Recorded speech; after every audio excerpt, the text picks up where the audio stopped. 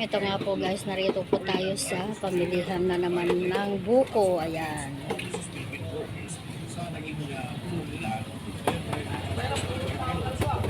Video ko lang ha. Ayan. Pinilian ako ni Kuya ng buko na merong laman-laman na pwede natin kagatin. Ayan nga po Kamamang TV.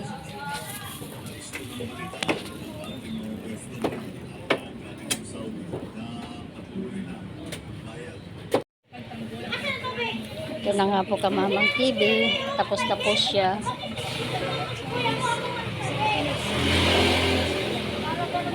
Ito. Ito lang sa may palamig.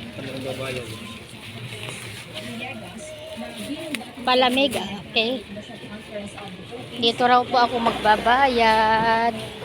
Dito ba? Dalawa po. Thank you.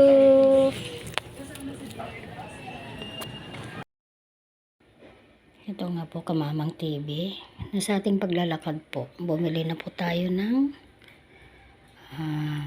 buko po. Ayan, inumin po natin ngayon yan. Ayan. Bumili po tayo ng dalawa at yung isa po nilagay muna natin sa ref. Ito nga po Kamamang TV, kararating lang po natin. At ito po yung umpisahan na po natin kainin. Hindi naman po siya malamig.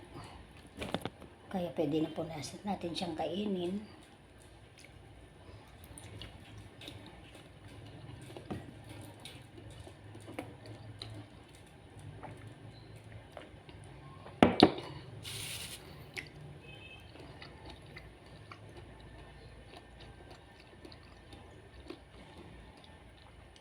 Kaninang alas 4 po kasi kape na tayo sa kwarto. Hindi na po natin kinuhanan ng video. Dahil nga po, habang nagkakape tayo, nagpe-prepare po tayong umalis. Para mag-walking. Pagod man po tayo, pero okay naman po yung ating katawan. Saan po tayo?